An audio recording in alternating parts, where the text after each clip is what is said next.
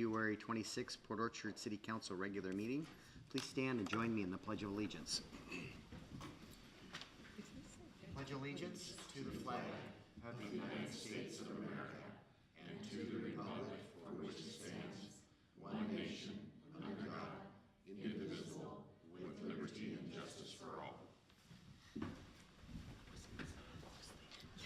All right, we are to the approval of this evening's agenda.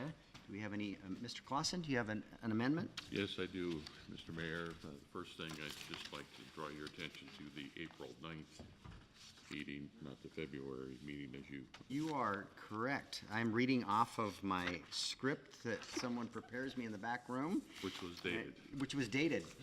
And It is the April 9th meeting. You are correct. the second thing is that it appears that we no longer need the consent item number 4D, since Mr. Rosapepe is sitting to your right, Yes.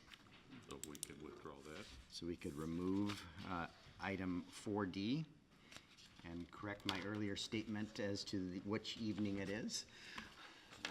Mr. Chang? I'd like to add a discussion item 8B, and that would be just residential parking permits. Okay. Why don't we So, do we have a second for Councilmember Clausen's motion let's- first? Just before I'd we be go glad into to the second one? that. Okay. First motion first, okay? Sure. And I have a discussion item actually, or actually, I put something in my mayor's report on your issue. So we have a second on the, removing the excusal of Councilmember Rosapepe and correcting the date. All in favor, say aye. Aye. Any opposed? And I voted there. I can't believe I just did that too. Little distracting. Could you It doesn't remove my count. vote from that, Brandy? Thank you. I'm off to a fine start this evening. So Councilmember Chang, did you want to still add something about parking? Yes. Residential parking? Yeah. Okay, Discussion item 8B. okay. Is there a second? Second on that. Okay. Okay, and so a motion and a second to add an item 8, discussion item 8B, which is residential parking. Discussion of adding that? Hearing none, all in favor say aye. Aye. Any opposed? Hearing none, we've added an additional business item, okay? Any other amendments to this evening's agenda? I'd entertain a That I'd move to approve the agenda as amended. I'm sorry, can I interrupt? Wasn't there one other item that you wanted to add to the agenda Didn't you early say- on, executive session, first I part don't of the think I need to meeting? have, I can call for an executive session, can't I? Or It's on the agenda. there is one later, we're gonna, so, doesn't hurt to, you want me to add, would you like council to add another? In the past, we have, but it's Okay. up to you. If you want to call it after a particular item, you can, or you can, I would recommend after our discussion items, because you're likely to take action. And then we would have our committee reports and staff reports. So Councilmember Clausen? I would move to modify the agenda as approved to move the executive session up to right after section 8. I think what I heard you say is an additional executive Oh, an session. additional, that's what I meant to say. Yes, Thank you. We're correcting each other this evening. yes. Is there a second to Councilmember Clausen? Second.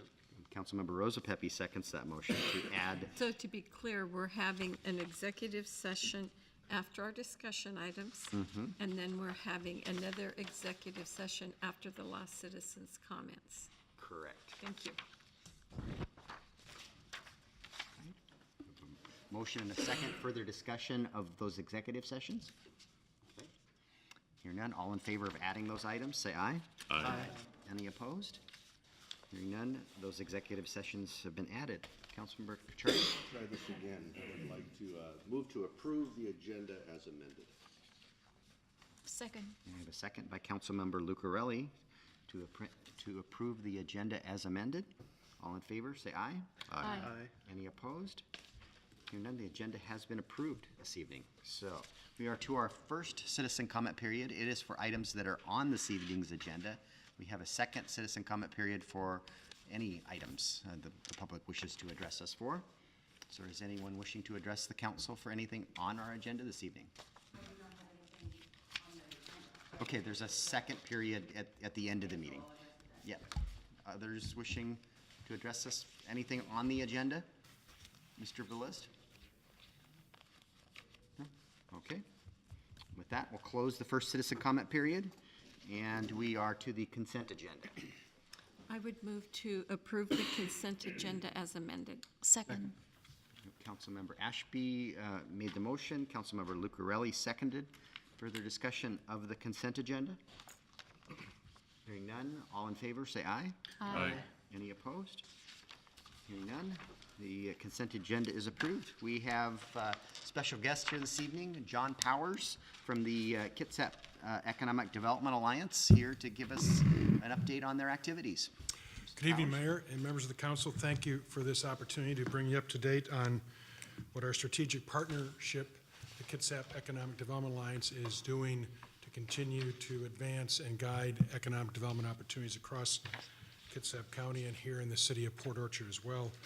For tonight's brief presentation, I've provided each member of the council and the mayor 3 documents. The first is our 2019 action plan that was approved last Friday at our 36th annual meeting. And inside that, there are 2 report documents. The first one looks like this, and this is our standard 90-day report document that we provide to you and all of our public partners. This runs through the 4th quarter of last year, but I have an update to that, as well as data that was published in our entire 2018 report shared at our annual meeting last Friday. And I know many of you were there and present, so I won't try and be too repetitive, but there's a few things I want to highlight. First, as to this sheet, your regular quarterly report that runs through December of 18, looking at the activity relative to Port Orchard businesses, you'll see that in that 4th quarter of 2018, we worked with 25 Port Orchard-based businesses or businesses specifically interested in Port Orchard relative to expansion opportunities. 8 of those, about 1/3 of those clients, were PTAC, government contract small businesses that we work with, and you'll hear more about that in a minute. My colleague, Kathy Kokas, who prepares these reports, is on vacation, but did update me last night just before she left with a couple of other things unique to Port Orchard in this first quarter. First, in the first quarter, we have a new PTAC client, an excavation business headquartered here in Port Orchard that is now availing themselves of our services. And really, when it comes to the PTAC program, which is our #1 program to work with small businesses, what we do is we first help them to qualify to even bid on government work. Then we assist them in the bidding process, and very important, we assist them in the performance process, because once you are in the door, if you would, and performing successfully on those government contracts, chances are you'll get a chance for additional opportunities. So we really stay with the clients on that. Also, 2 existing PTAC clients from Port Orchard attended a special Congressman Derek Kilmer had an outreach for local PTAC clients a couple of weeks ago. It was well attended, and he brought people up to speed on what's happening with the Department of Defense budget and some of the plans for upgrading the shipyard, which is already beginning and will be a multi-year, multi-billion-dollar endeavor. So that was an important meeting. We're very appreciative of Congressman Kilmer's assistance on that. There were 9 research projects conducted on the Port Orchard area and market and provided to clients. Some of those are existing businesses that want more market data, and some are new from the outside. And then also, the Port Orchard Chamber of Commerce partnered with us in getting the word out and attending that Kilmer outreach event. So we want to thank Matt and his team for that. In addition to this 4th quarter of 2018 report, I bring tonight a lengthy 2018 report for the entire year for all jurisdictions. It's 12 pages long and it's comprised of 23 slides. I'm not going to go through every slide, but I'm going to highlight some of the results that were achieved in 2018, which was a record year for our alliance, which you'll hear about in just a minute.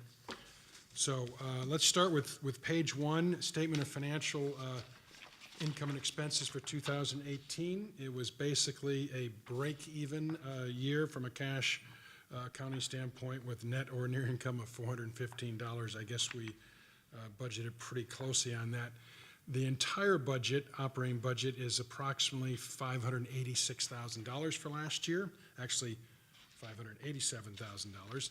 And the thing I want to point out to you about that slide too is the 8-year private sector increase in investment in our partnership nearly doubled over the last 8 years since we focused on that. When we took over leadership of CADA, it was made known to me and my team that the public partners, such as the cities and the ports and others, were looking for the private sector to step up and really try and chew up a 50-50 partnership. We're close. Last year, there was 53% of our funds provided from local government, port districts, cities, county, and 47% provided from local private sector businesses or NGOs.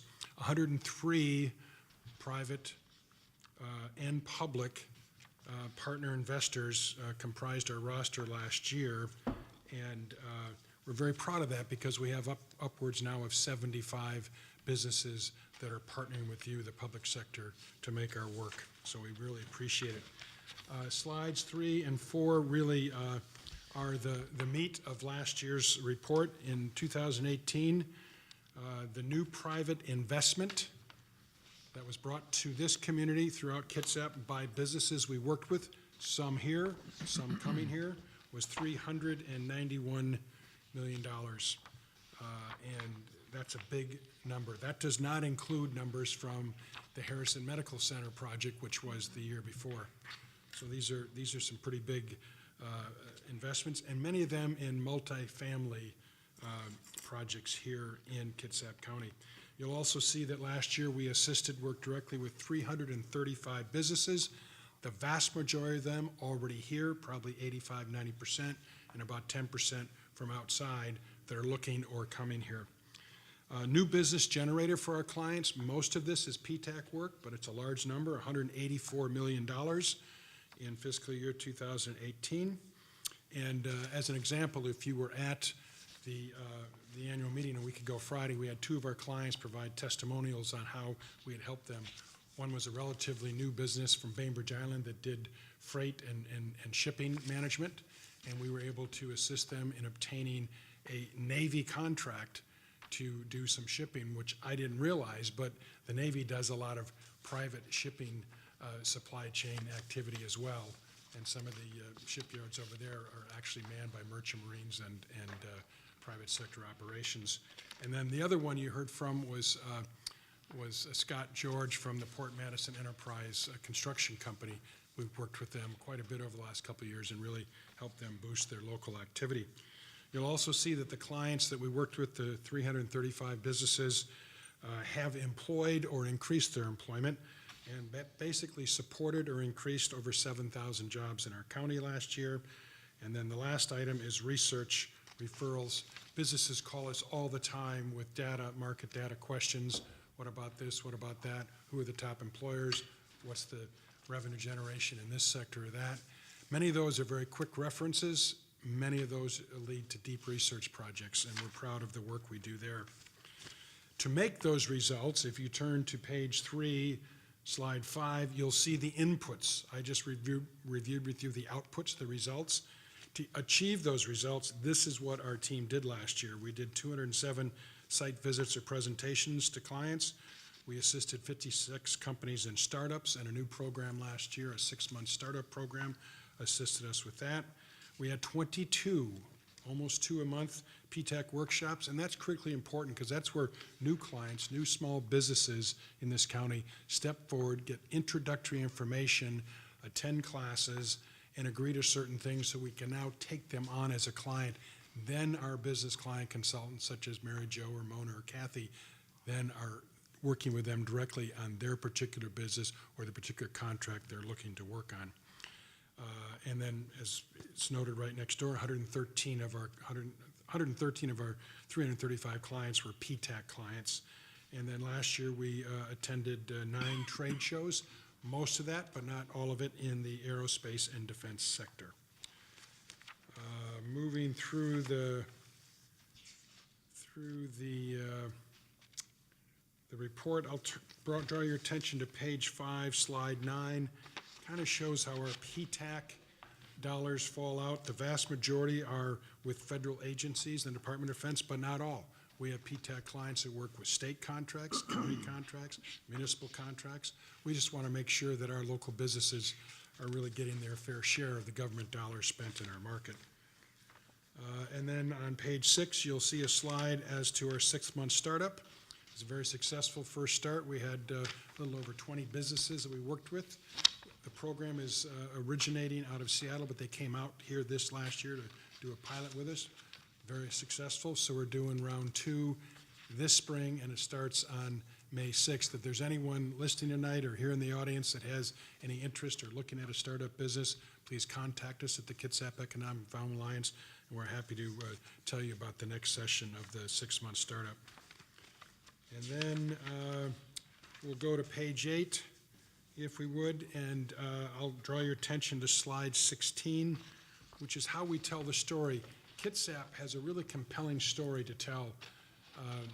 For instance, 3 years ago, in a statewide survey, the Puget Sound Business Journal identified Kitsap County as the most competitive county in the state relative to what it takes to do business and live here. We have a fairly high median household income, but a much lower cost of living and doing business than the Seattle metro area. So that really gave us a distinct advantage. That's one of the reasons our fast ferries, I think, are filling up and doing so well. We're well connected to the heart of the region, the I-5 corridor in downtown Seattle, but we offer a much better balanced lifestyle and opportunity, I think, to run businesses in a competitive way. So we're proud of that.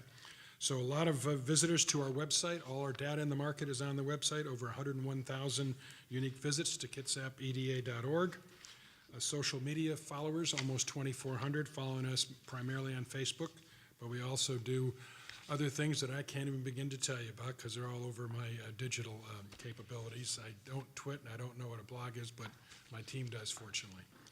So, and then videos. We have a great portfolio, including one on Port Orchard here that we did several years ago, and last year that drew over 4,000 visitors and views. So we do a lot to tell the story. And then the last page, page 18, talks about our media partners that we work with in getting the word out, including Sound Publishing that does the local paper here, West Sound Home and Garden. Dee Capola was there and honored for the work she's done in recognizing small businesses.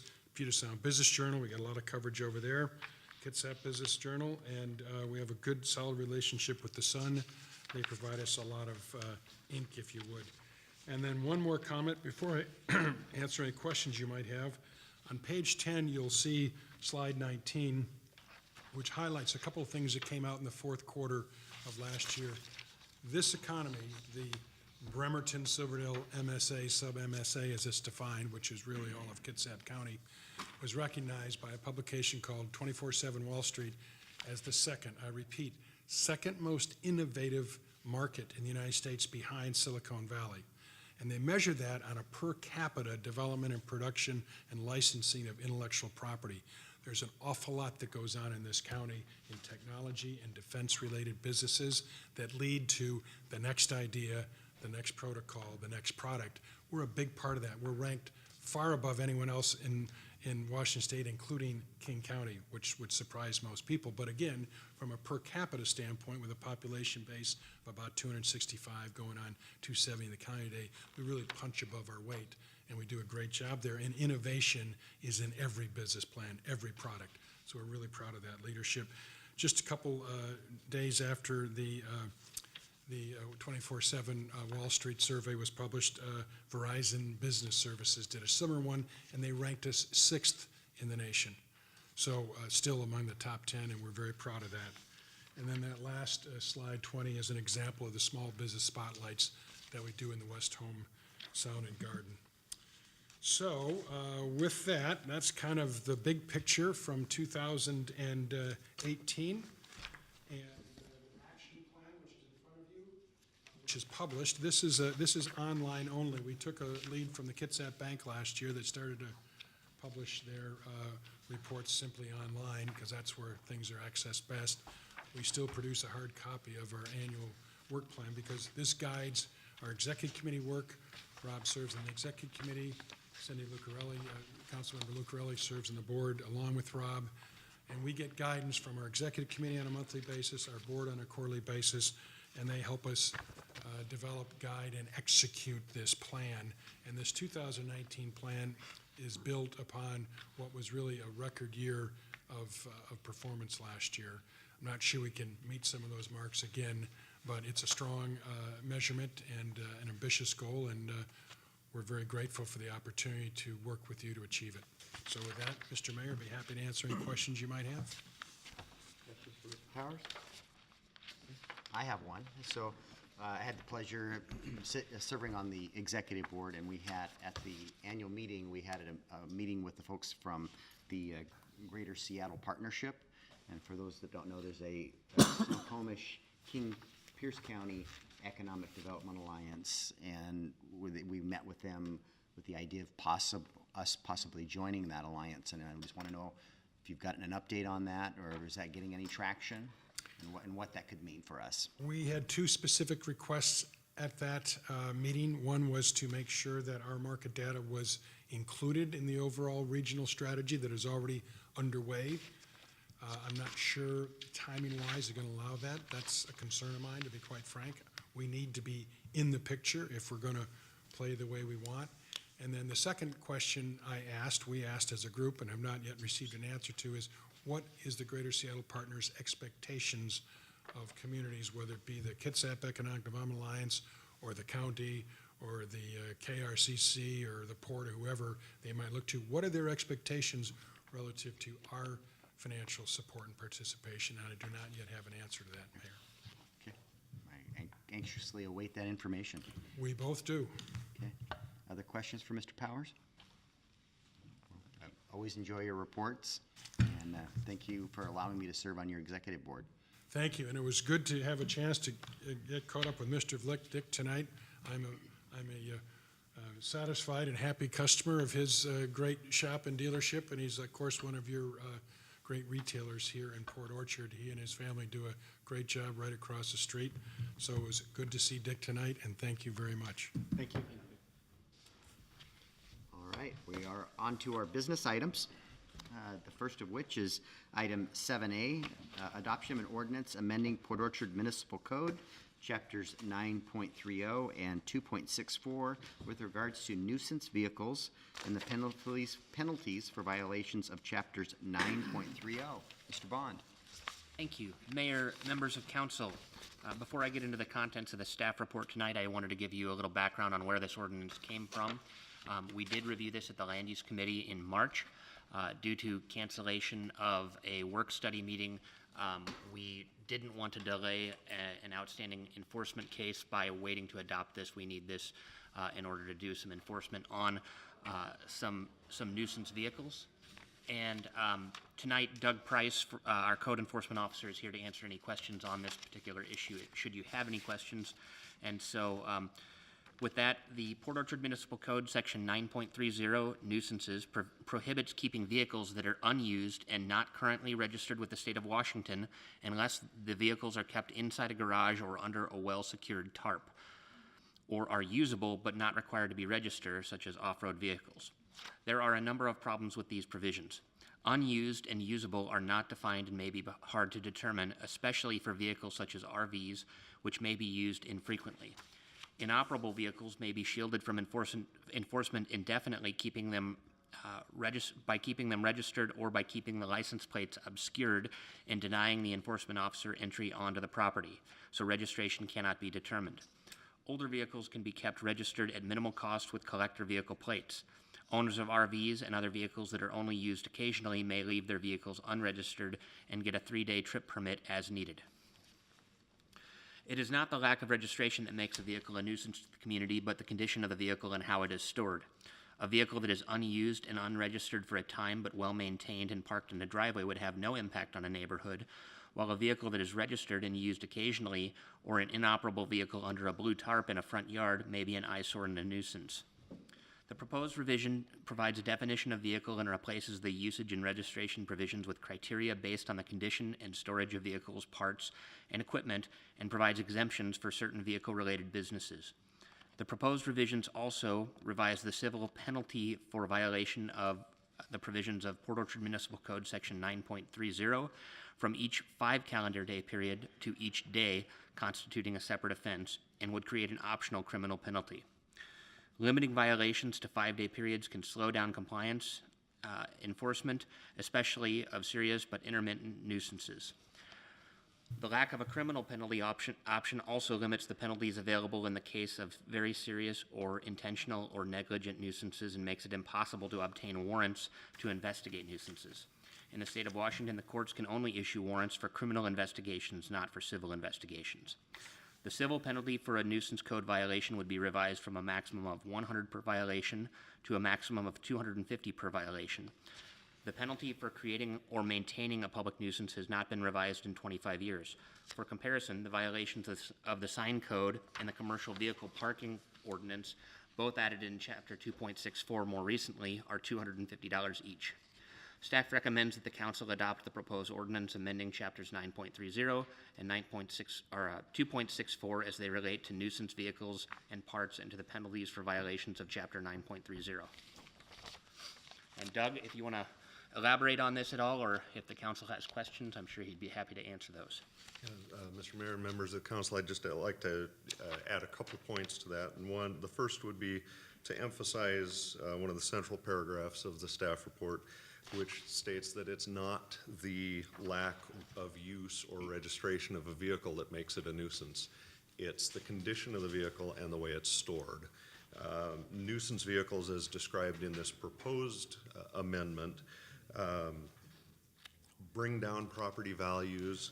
They create tension in neighborhoods. They cause people to feel insecure in their neighborhoods. And we don't have a huge problem with these kind of vehicles in Port Orchard, but there are some very specific areas where we do have problems, and we need these tools to address those.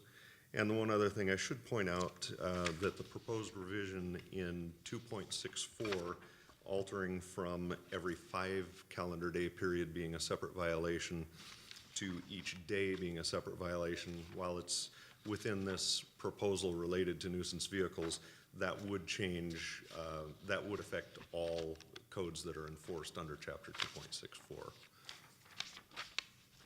Thank you, Doug. Okay, Mr. Diener?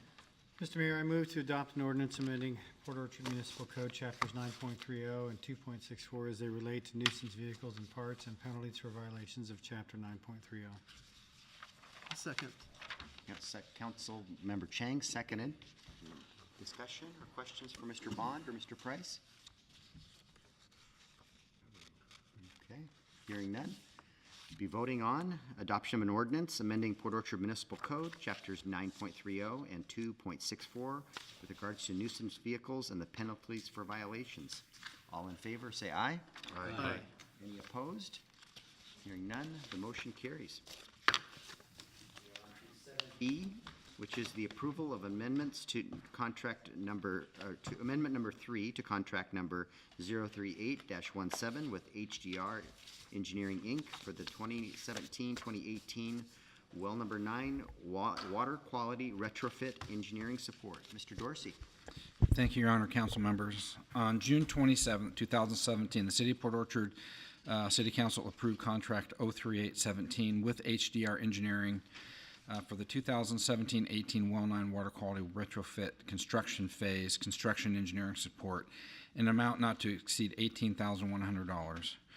During the original scope and budget negotiations with HDR, the city's Public Works Department intentionally minimized the engineering scope and support and budget with the understanding that city staff would be able to manage the technical review of the numerous system components. In hindsight, the submittal review and approval process of the systems associated with this water quality retrofit project requires the expertise of the engineer of record. Change Order 1, or Amendment 1, which was adopted or approved on August 14, 2018, authorized additional work and an additional $25,600, bringing the not-to-exceed amount of the contract to $43,700.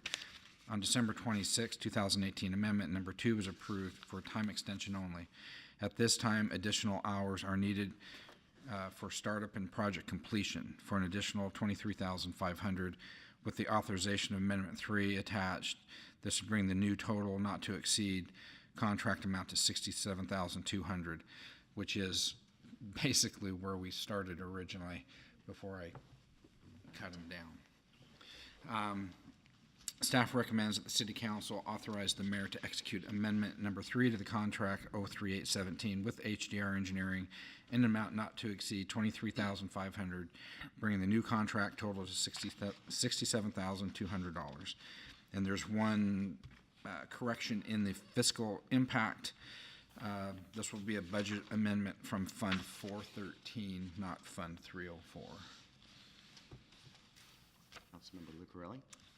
I move to authorize the mayor to execute Amendment Number 3 to contract number CO38-17 with HDR Engineering in an amount not to exceed $23,500, bringing the new contract total to $67,200. Second. Councilmember Ashby seconded that motion. The motion is second. Questions for Mr. Dorsey? Okay. All right. We're getting close, just like Tremont. So, all right, you'd be voting on the approval of Amendment Number 3 to contract number 038-17 with HDR Engineering. All in favor, say aye. Aye. Any opposed? Hearing none, the motion carries. We're on to our third item tonight, 7C, approval of a letter to the Puget Sound Regional Council regarding the city's preference on the regional growth alternatives presented in the draft SEIS for the Vision 2050. Yes, thank you. So at our last meeting in March, we had a discussion item to talk about the alternatives in the draft supplemental environmental impact statement that was released by the Puget Sound Regional Council. At this meeting, staff's recommendation was to express a preference for one of the three alternatives. To remind you, the three alternatives were stay the course, transit-focused growth, and reset urban growth. And each of those was all evaluated in an EIS with consideration of what the environmental impacts of each of those alternatives would be. Council supported the staff's recommendation for supporting the transit-focused alternative with a secondary preference for a hybrid alternative between transit-focused and stay the course. And as such, we drafted a letter expressing the city's position on this issue and on the EIS to PSRC. And so if the letter looks good, we will go ahead and send it. If you have edits, we're happy to make edits, but the staff recommendation would be to go ahead and comment on the EIS. So if there's any questions, I'm happy to take those. Okay. Councilmember Ashby? Yeah, Mr. Mayor, I move to approve the letter to the Puget Sound Regional Council regarding the city's preference on the regional growth alternatives presented in the draft SEIS for Vision 2050. Second. Seconded that motion. Discussion of the letter, edits you would like to see? I thought it was well done. I appreciate your work on it. With that, we'll be voting on the approval of a letter to the Puget Sound Regional Council regarding the city's preference on the regional growth alternatives. All in favor, say aye. Aye. Is there anyone opposed? Hearing none, the letter is approved. We are to our last business item of the evening, which is the approval of the March 26th, 2019 council meeting minutes. Councilmember Clausen? Mr. Mayor, I move to approve the 26 March meeting minutes. Second. Second by Councilmember Kuchardi. All in favor, say aye. Aye. Any opposed? And I have one abstention from Councilmember Diener. Okay, we are on to our discussion items for this evening, the first of which is a resolution supporting the South Kitsap Community Center. I see Mr. Seago in the audience, if we have any questions for Mr. Seago. I prepared a few documents, and even since this item was discussed yesterday at land use, and we made a couple of edits. Since then, Steve's got back to me, and we talked with somebody from Kitsap Bank, and we made a couple of more edits. they weren't quite ready to be named, to have the center named after them, was one of the edits. You'll see, so I gave you a red line version that was after, and then I've also given you a clean version. We also missed, we tried to explain the tax benefits, and I actually provided all of you, and maybe Brandy could put this document, it's pretty telling for the public, what the current property taxes generated on this sub area and what it would be with a $120 million investment. And before the meeting tonight, Councilmember Cacciardi brought up a very valid point that, well, the school portion would generate roughly $250,000 in additional taxes. They collect a fixed dollar amount. So actually our community would receive a benefit of all of our taxes going down versus the school district getting more in taxes. The school districts, the fire district can be a hybrid of that too. Sometimes they run their bonds with fixed dollar amounts, and other times some of their dollars come with similar to ours. So we could make this really long and get into all of those different details, but I think this document pretty well does a good job capturing the economic benefits, and that's really what the intent of that was. I have a meeting tomorrow afternoon with County Commissioner Charlotte Garrido and Port Commissioner Axel Stracklejohn, and we're going to discuss this resolution and ways for us to all three partner in this project. And it is the intent that the county and the port pass similar resolutions to this, and that all three of those resolutions are then in turn presented to the Public Facilities District. So that's what I have for this discussion. Any questions for me or for Mr. Seago, if you have any? What's your intentions for taking action on this? Well, the first step, as I see it, and correct me if I'm wrong, Mr. Seago, we need a commitment from the Public Facilities District.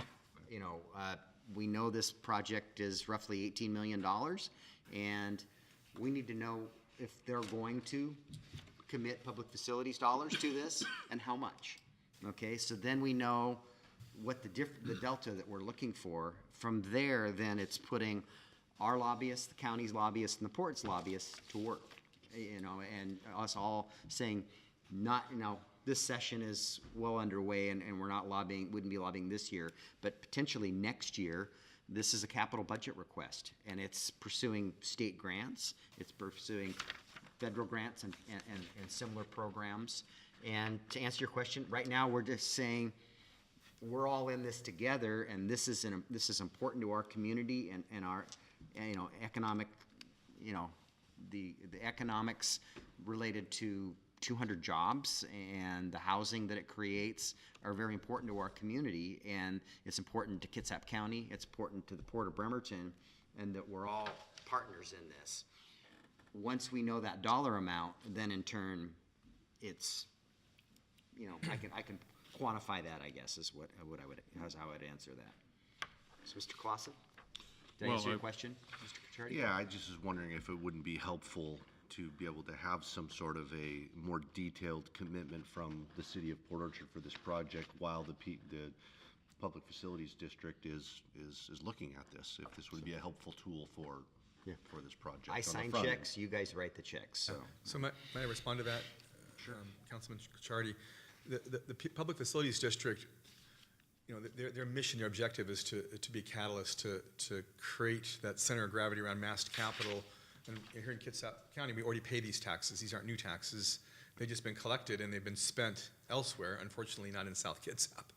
And so we're trying to find a way to make that happen. And with that said, the amount of that delta that the mayor described is really unknown until we dig down a little bit farther in the granular design components, et cetera.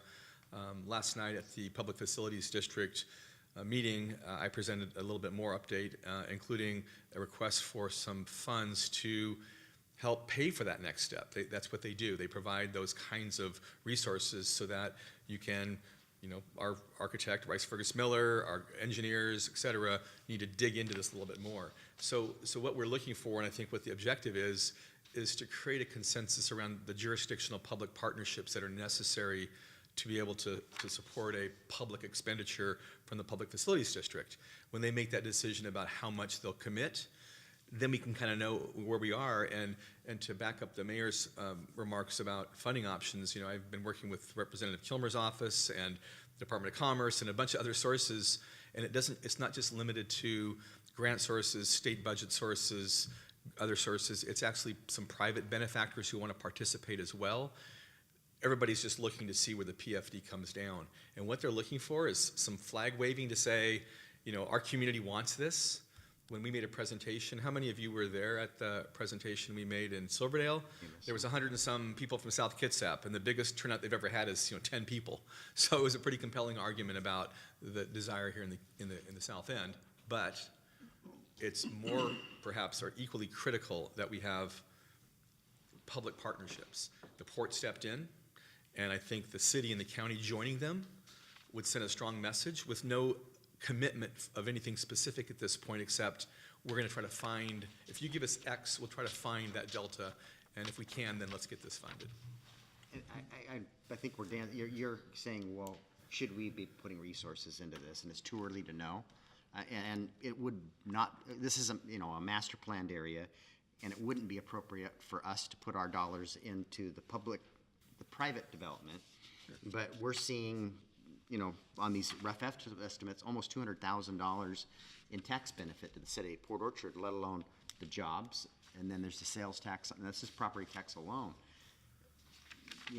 It might be appropriate at some point, and I'm not saying that at this time, that we somehow help fund the community center or the community aspect of it. It's too early to say that, in my opinion.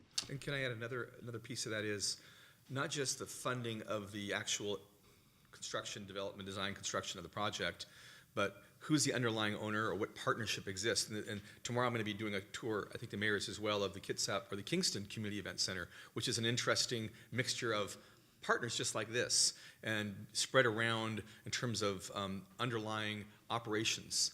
And how does that look? And so I think Kitsap County and the port and the city can sort that out and figure out, where does that funding come from for the long-term operations? Is it LTAC money from the county and the city? Is it other sources from the port for their marina operations that could be incorporated into the community center? So those are the things, it's just to start the process. And that's part of my mayor's report. I'm heading up at 8 o'clock tomorrow morning. Anybody that wanted to join me, we're only going to be up there an hour. I've got to be back here for an 11 o'clock meeting. So if anybody wanted to join me, you're welcome. Just let me know so I don't drive off without you. So, Councilmember Clausen, you had your hand raised? I did, and I'm trying to make sure that we've got, is it the chicken or the egg, which comes first? And, the resolution as presented here, I have no problem with it, but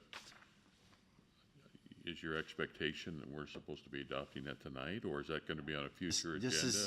This is on, because I'm going to advocate that we don't have a work study next week. And so as a result, I'm adding discussion items on these council meetings. So it'd be my expectation that you ask me to put this on our next business meeting, whether it be on a consent or a business item. I brought it forward to discuss. This is just so that we have an opportunity to discuss. Discuss this, yes, correct. Thank you, and I would ask you to put it onto the next agenda then if it's okay. supported by the rest of the council. Okay.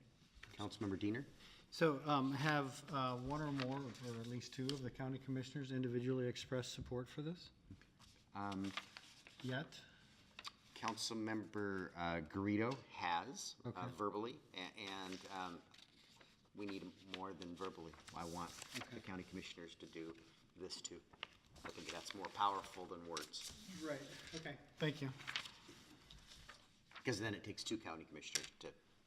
Yeah, and if we can get that, then I would suggest changing the second to last recital to Kitsap County will be joining, if we can get that in time. Yeah, and if we get that commitment, and I don't know that we will before you take action, but yes, I fully expect them to take similar action.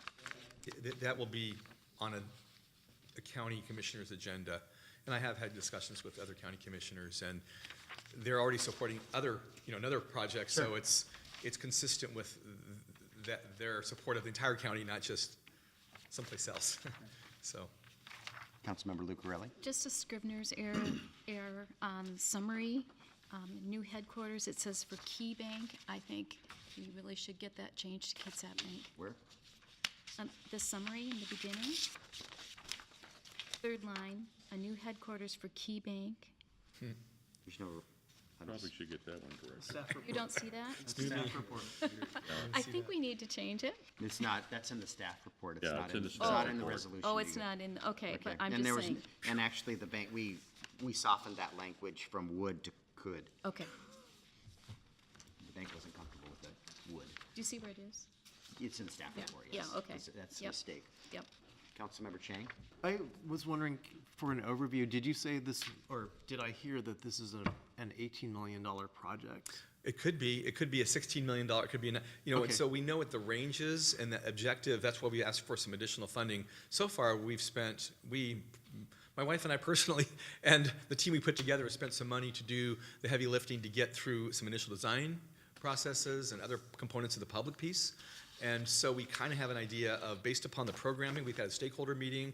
Some of you have been a part of that, I think, but there'll be another one coming up soon to try to commit to what can we do in terms of stakeholder priorities, Kitsap Regional Library, other events, the South Kitsap School District. But once we get that done, Councilman Chang, what we'll know is with our architects and design and engineering costs, et cetera, what that range looks like should be narrowed to probably something, more specific. And in that case, the PFD would then specifically commit to a certain amount as well. What are they being asked for? Is it a percentage or is it a dollar amount? Okay, they can give up to 2/3 of the project, okay?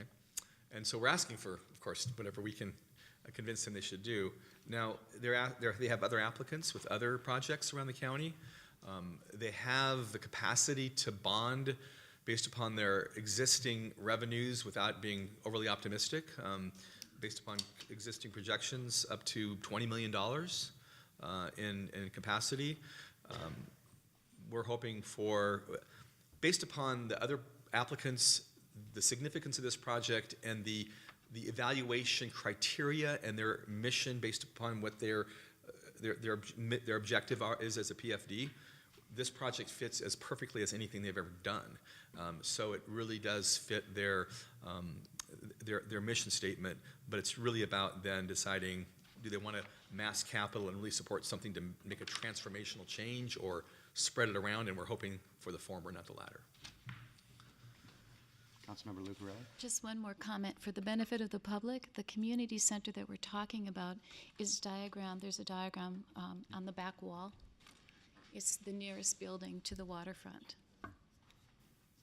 And I've got it over here. I ran out of wall space, Thomas, and I put that up. It was on the easels here until recently. And the master plan project that is over there, standing on the full master plan project, which is 3 phases. It's over there standing on the whiteboard. And the objective is for the Community Event Center to be that catalyst that helps transform the shoreline restoration and the waterfront, to move parking back from the shoreline and create the kind of downtown residential and retail and business climate that can truly transform and redevelop that portion of the city. So, other questions? So that's on the agenda in 2 weeks. Is a business item, is a consent agenda item? What's your preference? I think it should be a business item. Business item? Okay, we'll make it happen. Okay, thank you, Mr. Segal. We are to our second item, which is parking passes, which I had on my mayor's report tonight. I'm sure Councilmember Chang's question is about the letter he got on his windshield. And what we've got Tuesday is our new parking enforcement person, and she is doing a bang-up job. She knows our code. She's learned our code very quickly, and she realized that our code says that our parking passes expire every 2 years. And our blue parking passes that are currently on residents' cars downtown don't have an expiration date on them.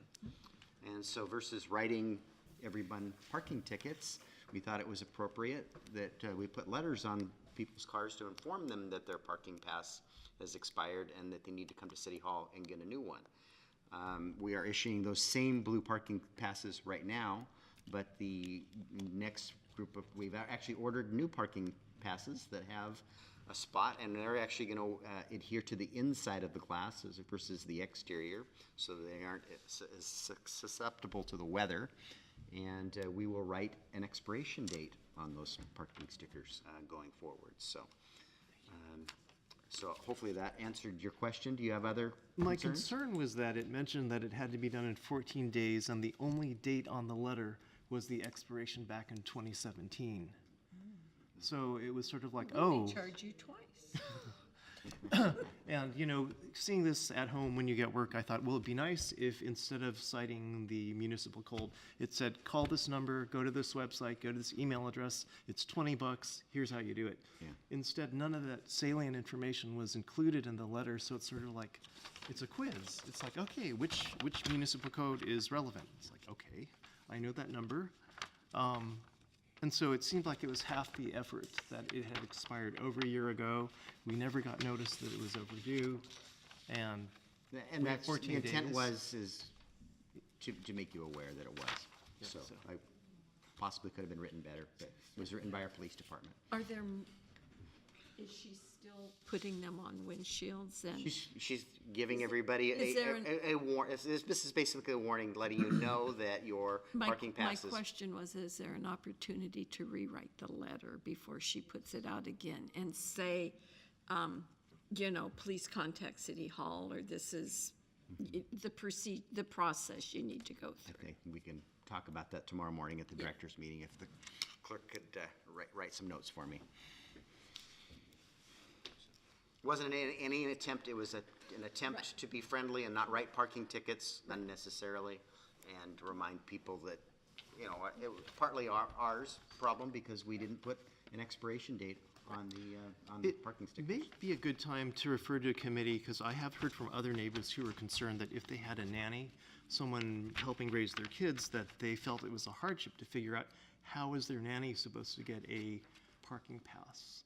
So I thought maybe if this went to committee, they could maybe think of ways to make it, fine-tune the resolution, because some residents are not happy with what they see as it being rather onerous, and I don't think we thought of nannies needing one when we created this, and it's probably not a bad thing to fine-tune it. Is that a separate issue than having a current pass? I mean, Right. regardless of what the rules are for the program, you're still gonna be required to have a current pass, which is what I gathered this letter was intended to do. Correct. So, if we wanna revisit the whole residential parking program, that's another issue, but.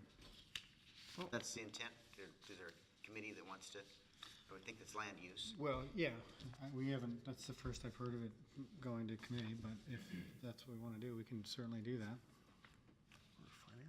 Mr. Bond, that falls in your lap, I think. Land use committee.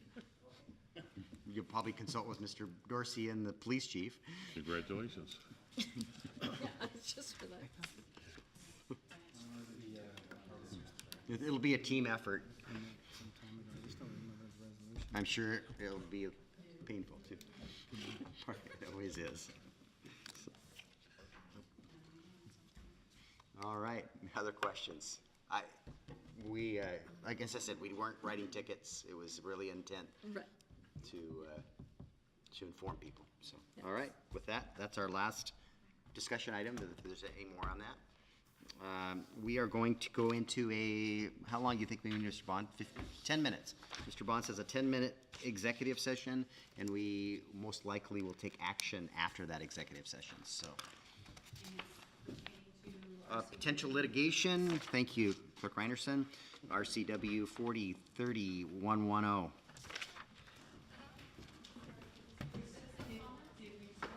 No, we'll likely take action after this. We'll be back in 10 minutes.